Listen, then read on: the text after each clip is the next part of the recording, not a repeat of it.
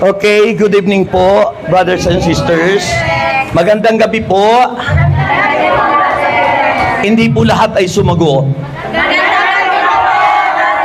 Parang doon po sa likod ay maraming hindi po sumagot.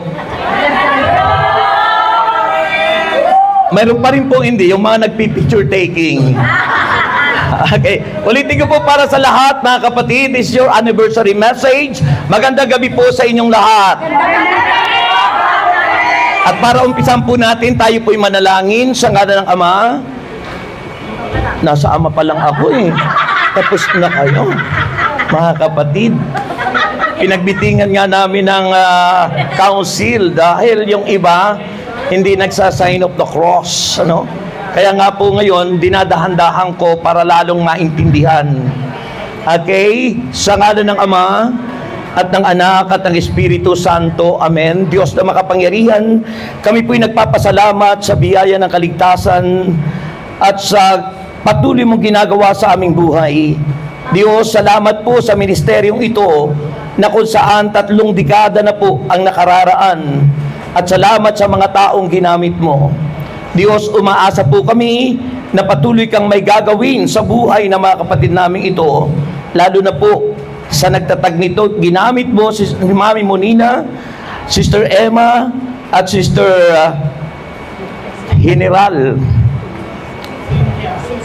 Cynthia. At sa lahat ng mga members, marami pong salamat, Ama, sa pangalan ni Jesus, sa ngalan ng Ama, ng Anak at ng Espiritu Santo. Amen. Palakpakan po natin ang Diyos. Babasahin ko pong mensahe ay in connection sa inyong ministry, ano po? SOS, Servant of the Sick. Sabi po ng James chapter 5 verses 14 to 16. Sa wikang Pilipino, may sakit ba ang sino man sa inyo? Ipatawag ninyo ang matatandang pinuno ng iglesia upang ipanalangin siya at pahiran ng langis sa pangalan ng Panginoon.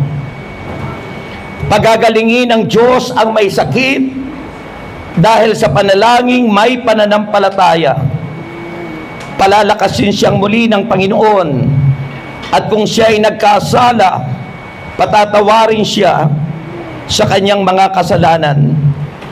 Kaya nga ipagtapat ninyo sa inyong mga kapatid ang inyong mga kasalanan at ipanalangin ninyo ang isa't isa upang kayo'y gumaling.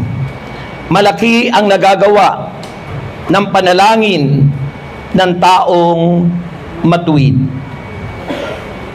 Palakpakan po ang mabuting balita. 3 dekada na po ang SOS. Ano po, salamat, ako po'y naging bahagi dahil ako po ang nilagay na mentor nyo. At nung ako po ay nandirito sa inyo, sabi ko sa ating lahat na para maging masaya kayo, hindi puro senior citizen ang inyong i-recruit. Ha? Kasi hindi ko mo yung sinabi sa mabuting balita na matatanda ng iglesia. Hindi po sa age yun, kundi sa maturity. Yung being matured ng isang membro ng church. Kagaya nyo po.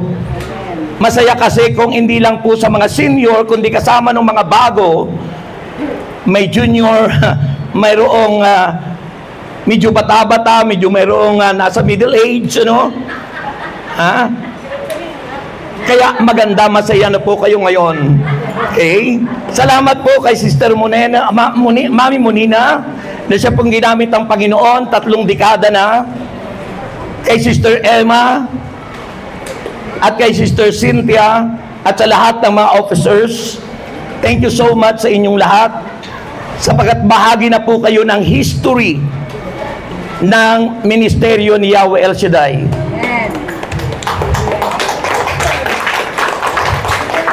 Bahagi na po kayo ng history. Nasa history na kayo ng ministeryo. Kaya po, hindi po maiaalis yun na maalaala unang-una si Monina, mga leaders, hindi po maiaalis yun. Kasi po, alam nyo, nag-start kayo being angels, pero ginawa ni Brother Mike, SOS, Servant of the Sick. At tinignan ko po sa pag-search ko, may ministry ba talaga na servant of the sick sa church? Sabi po ng na-search ko dito, ito po yung role of serving the sick in the church. Ito daw po yung role natin, yung tungkulin, yung dapat gawin ng isang tulad nyo, servant of the sick. Sabi the role of servant of the sick in the church, hold profound spiritual, kasi may spiritual sickness. Nagmamanifest lang yung spiritual sickness sa physical sickness. Kaya nagkakaroon ng physical sickness because may sakit ang spiritual. Manifestation lang po yung physical. Kaya mahalaga po yung inuuna yung pong spiritual. So, holds profound spiritual and then communal. We are a community. We serve in one God. We serve in one ministry to support the church, the mother of the church. Okay? Ito po yung ating mother church natin, the Catholic Church. And historical significance. Ano po? Yung mga naganap sa church. Ito daw po ay dapat nakaugat, rooted in biblical teaching and church traditions. The ministry embodies Christ's compassion. Yung habag ng Diyos reinforce the church mission. Ito yung mission natin, church mission to care. Ayun yung ginagawa ninyo, to care the vulnerable. Here's a breakdown of its importance. Number one, mahalaga yung biblical foundation.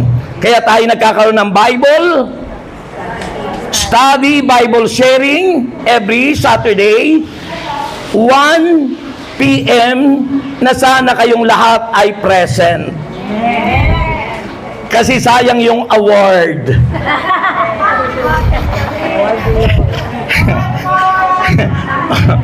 Kailangan po present. Ano po? Yun. Biblical foundation and Christ example. Tayo ay dapat makita yung being example in the church. Halimbawa tayo. Kasi yung inyong ministry, nakaugat yan sa ginawa ni Kristo. Kung paano si Kristo ay nagpagaling. Kung paano si Kristo ay pinalaya ang mga inaalipin. Yung po yun, nakaugat doon ang ministry nyo. Mahina. Okay. So the church ministry to the sick is modeled. Yan, modeled. Yan yung ang modelo natin after Jesus.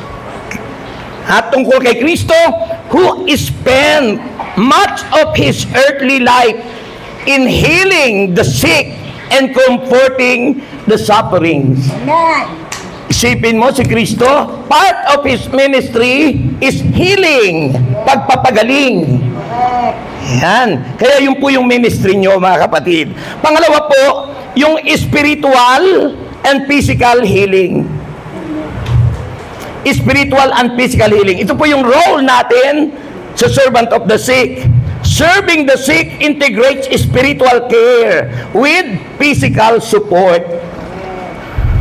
Kayo nandyan to support those who are sick. Yung dumadalo na yon. Kinikare ninyo, kinikare natin. The role of SOS, mga kapatid. Sabi ron, mahalaga yung sacrament o sacrament of unction. Yung sabi ron, pahira ng langis. Kaya mahalaga may mga oil kayo. Para kung mayroong may sakit, hindi nyo pandidirihan na pahira ng langis. At huwag nyong ipapakita na after pahira nyo ng langis, ay mag-a-alcohol kayo sa harap nila. Pag nakita nyo na may sakit, ibig sabihin pinandidirihan nyo siya. Dapat nga, hinahag nyo pa sila. Kaya nyo bang ihag yun? Diba si Mother Teresa of Avila, kahit nabulok na yung tao, inikare niya. Inaalis niya yung mga bakterya doon sa katawan ng tao.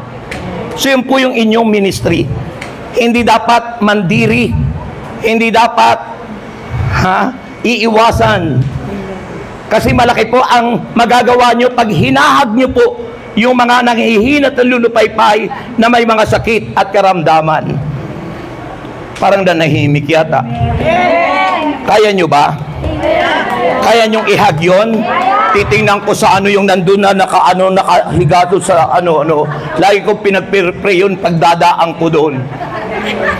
Nililihan ko pa minsan yun, Nawala na yung babae, dalawa yan eh.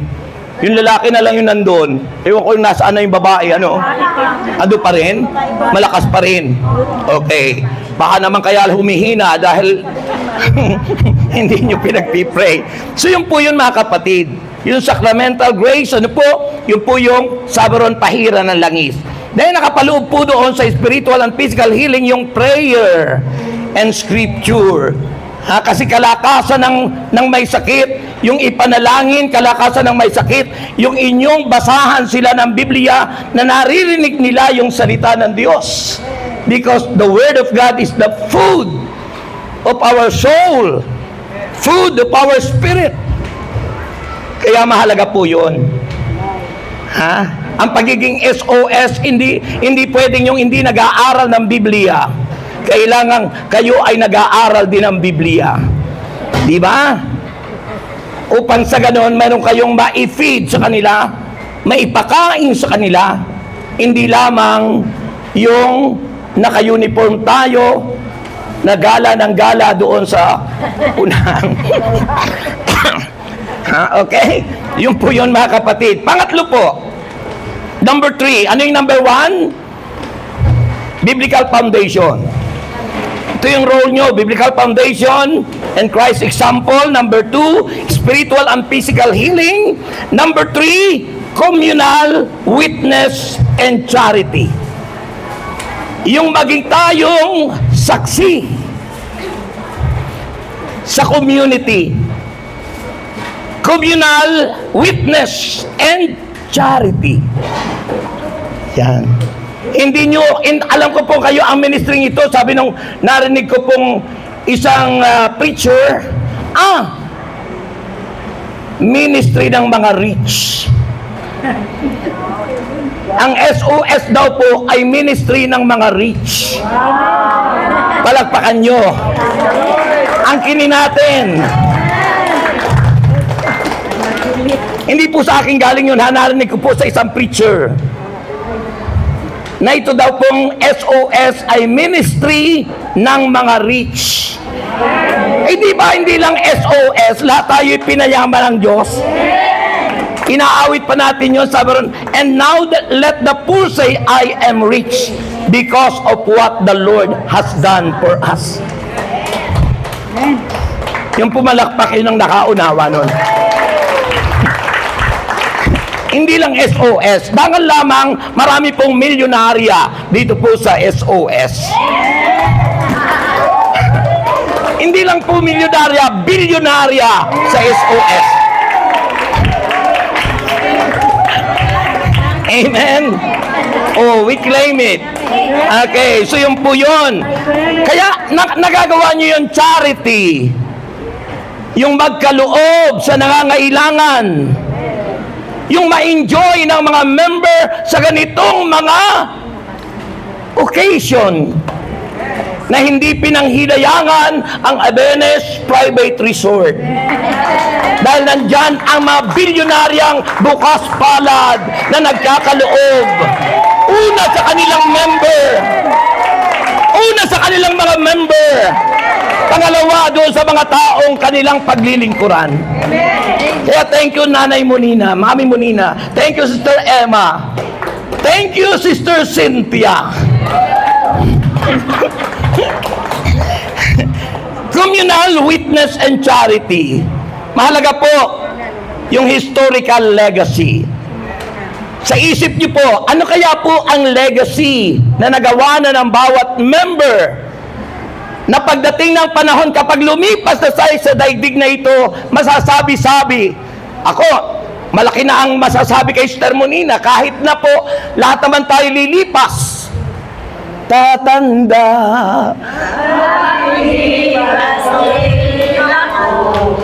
Ngunit mayroong awitin, iiwanan sa iyo. O, di ba? So yun po yun, yung historical legacy. May nagawa na ang bawat isa na maalaala kayo sa inyong ministeryo. Amen. And finally, yung reciprocal spiritual benefits. Ano? Yung pong ating ginagawa. Yung iginaganti natin. Reciprocal for the sick, for the caregiver, and for all members. Yan po ang napakahalaga bilang membro ng servant of the sick. Tayo'y manalangin, lagay ang kamay sa puso, kung may puso tayo. Siyempre kung walang puso, di nyo magagawa yung inyong misyon. But because all of us, may puso tayo. Panginoon, salamat sa ministeryong ito. Salamat po, Panginoon, sa mga taong ginamit mo. Hindi po pinanghinayangan ang kanilang mga expenses at pagtulong sa kapwa. Nagtitiwala po kami, Panginoon, sa iyong pangako na ito'y ibabalik mo ng maraming pagpapala, hindi lang sa material, kundi maging sa espiritual at sa mahabang buhay. Patuloy na mahabang buhay kay Mami Monina, kay Sister Emma, kay Sister Cynthia, sa lahat ng mga members. Ito'y aming samot dalangin. Sa pangalan ni Jesus, ang lahat ay magsabi ng Thank you, Lord. Sabi nyo, thank you, Lord.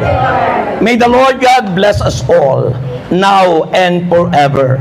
In the name of the Father, Father pa lang.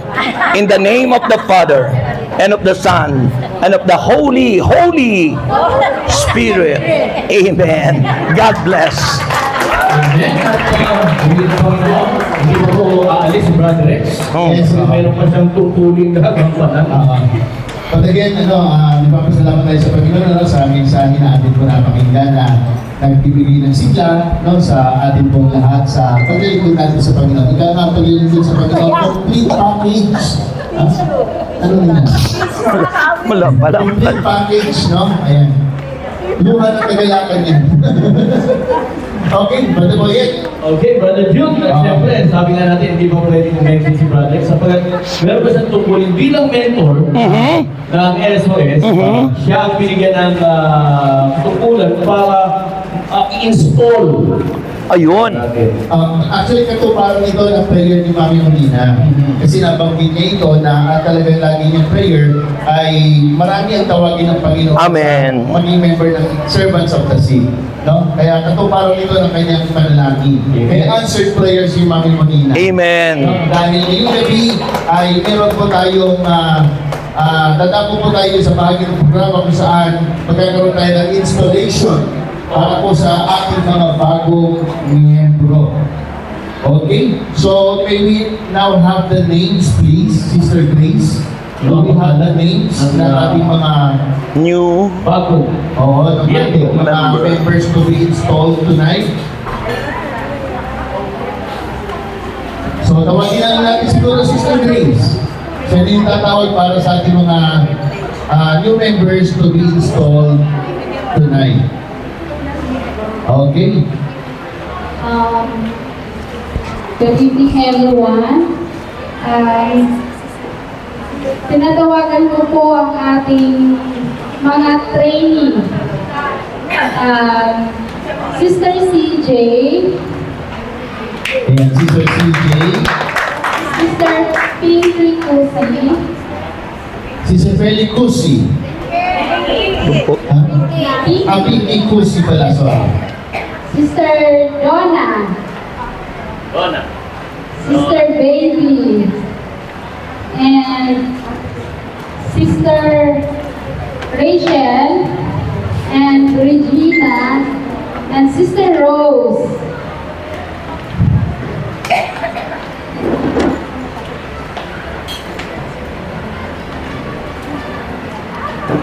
Ilan sila?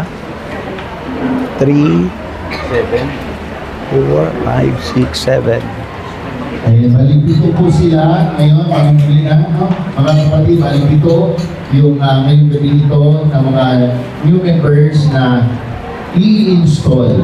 At sa pagkakataon po ito, we would like to invite everyone to please stand up.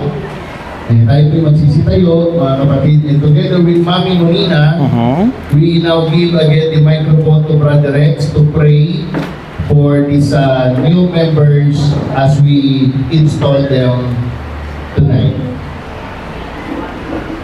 Iwas mo. Okay, kami po ni Mami Monina, kasama po siya na i-install itong ating mga kapatid. Pero bago po natin sila ipag-pray, siguro po nauunawaan niyo po ang panawagan ng Diyos na ito. Sumagot kayo. Opo, naunawaan po namin. Sabi ng Panginoon, hindi kayo ang pumili sa akin, kundi ako ang pumili at tumawag sa inyo upang kayo ay mamunga at manatili ang bunga. Sa gayon, anuman ang hingi natin sa Panginoon, ito'y kanyang ipagkakaloob. Sa pag-install sa inyo, buong puso ba kayo na maglilingkod sa ministeryong ito ng SOS? Laksan nyo po. Opo, buong puso kami maglilingkod. Itinatakwil nyo ba si Satanas sa inyong buhay? Opo, tinatakwil po namin. Ngayon, ang kanyang mga gawain, itinatakwil nyo ba? Opo, tinatakwil po namin. Tinatanggap nyo ba ng buong puso si Kristo sa buhay ninyo? Opo, tinatanggap namin. Okay, dahil sa inyong pagtanggap, ini-install kayo ngayon at kami ni Mami Monina ay magdadasal sa inyo na nawa kayo ay tumatag at patuloy na maglingkod, hindi manghina, hindi manlupaypay, kundi maging dahilan yung panghihina at panlupaypay upang lalo tayo maglingkod. Nanay Monina. Grabe nawa ng Panginoon Diyos na bigyan kayo ng lakas, katunuan ng pag-iisip sa inyong paninihiman. Amen. Huwag kayo patangay sa mga tukso. Sapagkat pag kayo natangay ng mga tukso, masisira ang inyong pagkakasuwes. At yan, hingin ninyo sa Panginoon. Huwag niyong hayaan na ang pangalan na SOS ay magiging hindi maganda sa panininan nila. Amen. Magiging tapat kayo sa pangalan na yan. Amen. Sa pangalan na yan, ang Diyos ang may likha at may gusto ang Diyos na ibigay sa inyo yan upang kayo ay humayo, magpatuloy sa inyong magandang mga Amen. Sa pangalan ng Panginoon, naway patupayan kayo sa susunod ninyong hagkarin sa buhay. In Jesus' mighty name we pray. Amen. Amen.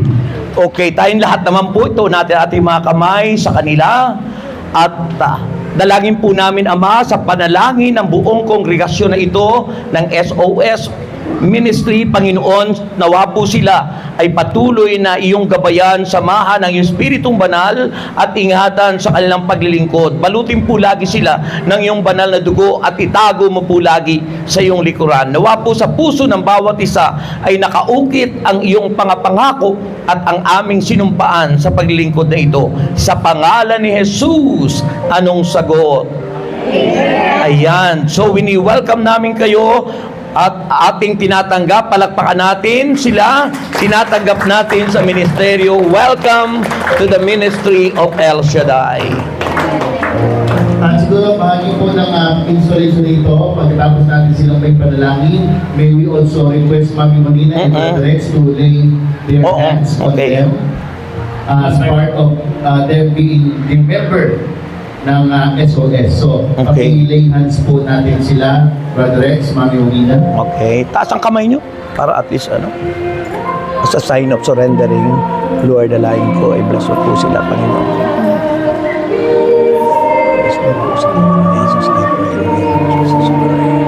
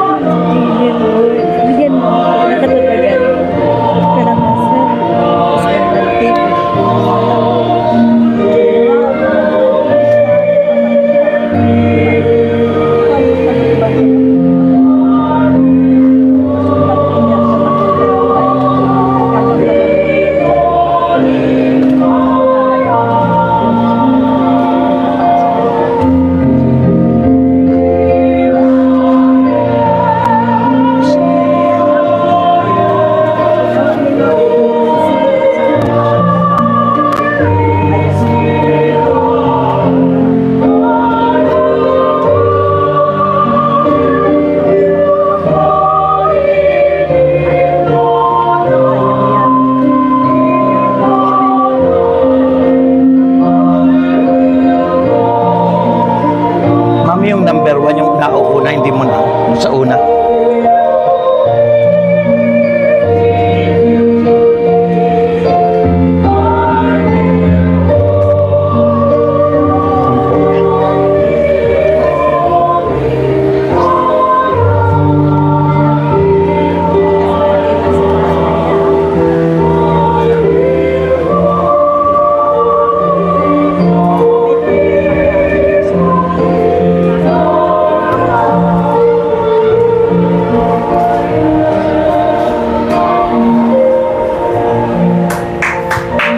Brothers and sisters, the newly installed members of the Servants of the Saints. Congratulations po sa inyo, congratulations, at welcome po. No? Ngayon, full-fledged na sila na members ng Servants. Amen. Congratulations. Okay,